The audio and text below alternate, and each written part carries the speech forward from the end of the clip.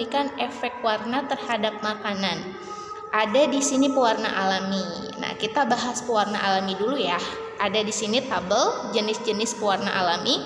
Ada warna merah, bisa dari buah naga, bisa dari cabai merah. Mungkin teman-teman kalau ingat di bulan puasa ya, kalau bikin es buat pembuka puasa, salah satunya pewarnanya pakai buah naga. Ada warna kuning dari kunyit, ada oranye dari wortel, ada ungu dari buah murbei, buah anggur, sama ada satu lagi kalau ungu itu dari ubi ungu, itu bisa ya.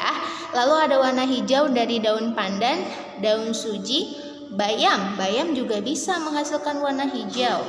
Ada coklat dari kakao. Nah, pewarna makanan yang alami ini justru lebih sehat. Ya, kita harus tahu. Karena sesuatu yang berasal dari alam kita olah, pewarna makanan yang berasal dari alam ini lebih sehat dan tidak menyebabkan efek samping apabila dikonsumsi. Tetapi kelemahannya satu, kebanyakan kalau kita mau membuat warna kuning, kita pakai kunyit, pasti kita harus parut dulu dong kunyitnya ya, dan itu butuh waktu yang lama dan itu kurang praktis. Lalu di sini juga dijelaskan kalau kelemahan pewarna alam itu mudah rusak. Dan ada juga di sini jenisnya terbatas. Dan kenapa jenisnya terbatas? Karena kita harus mencampur warna dulu. Misalnya kalau kita mau warna oranye, kita harus mencampur kunyit sama yang warna-warna dari menghasilkan warna merah, jadinya orange. Jadi jumlah warnanya ini terbatas ya. Kemudian kalau pewarna buatan, nah di halaman 135 nih, pewarna buatan ini pasti melalui reaksi kimia. Pasti ada ikatan kimia yang berlangsung dalam pewarna tersebut dan memiliki beberapa kelebihan. Dia bisa menghasilkan warna lebih banyak, harganya murah, warnanya bisa lebih kuat, bisa kita tebelin lagi, atau dia praktis dalam penggunaannya. Tetapi di garis bawahi ya teman-teman semua, di halaman 136 ya. Nah, ini ada tabel. Tabel ini menandakan bahwa kita harus tahu nih dalam beberapa makanan ternyata ada pewarna-pewarna yang terkandung. Dan ini memang sudah disesuaikan ya. Merah itu ada Allura Red, ada orange Sunset Yellow FCF, dan ada biru Brilliant Blue FCF. Tetapi bahayanya adalah kenapa ya kalau pewarna sintesis ini nggak boleh berlebihan dalam tubuh, karena bisa menjadi salah satu sifat karsinogenetik. Artinya dia bisa memicu untuk pertumbuhan sel kanker. Karena apa? Tubuh kita sudah diciptakan oleh Allah secara alami. Jadi ketika ada sintesis kimia yang masuk dalam jumlah yang berlebihan, pasti itu akan ada reaksi dari tubuh.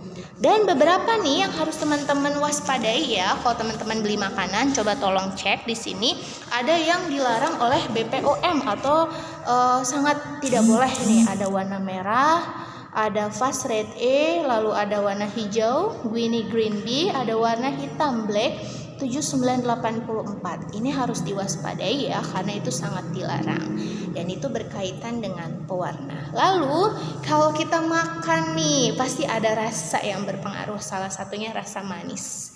Nah, ketika teman-teman semua penyuka manis nih ya, perhatikan juga kalau teman-teman makan makanan yang manisnya terlalu manis sekali, teman-teman perhatikan apakah itu gula alami atau gula yang dari pemanis buatan. Karena di sini kita perhatikan orang zaman dulu untuk membuat kue, untuk membuat makanan itu benar-benar masih menggunakan pemanis alami.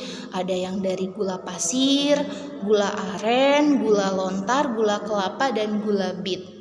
Kemudian seiring berjalannya kehidupan pasti butuh nih ya inovasi-inovasi terbaru, salah satunya dibuatlah pemanis buatan. Nah, contoh-contoh pemanis buatan ini pernah Ibu temukan di salah satu minuman gelas ya. Minuman rasa buah di gelas itu ada yang namanya ada yang akhirnya siklamat. Nah, kalau ada akhirnya siklamat itu berarti dia ada yang kaitannya sama pemanis buatan. Nah, beberapa contoh nih pemanis buatan itu ada aspartam, ada sakarin, ada siklamat, dan kalium asesulfam. Nah, kalau teman-teman coba ya, teman-teman nanti kalau lagi beli minuman kelas, cek di situ ada siklamat, apakah ada sakarin atau aspartam. Kenapa? Itu beratus-ratus kali manisnya dari gula. Karena apa? Salah satu tujuan atau kelemahan dari pemanis buatan itu dia adalah menciptakan rasa manis dengan porsi sedikit tapi rasanya berkali-kali manis dari gula. Kemudian penyedap rasa, tadi sudah kita bahas tentang monosodium glutamat. Tetapi gimana ya supaya kita tetap menciptakan masakan yang lebih enak, tetapi kita dengan minim MSG kita bisa menggunakan yang lebih alami.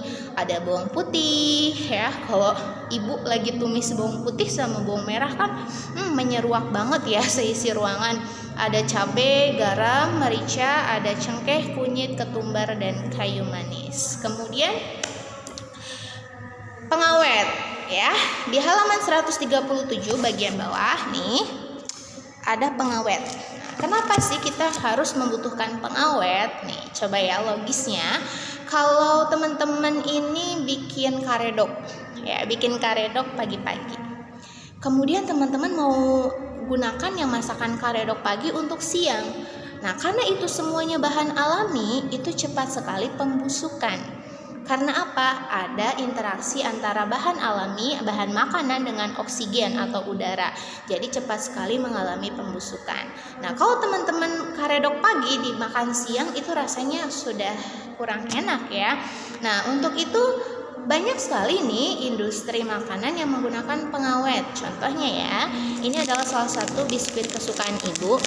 Nah, ibu sudah cek nih di bagian ingredientnya.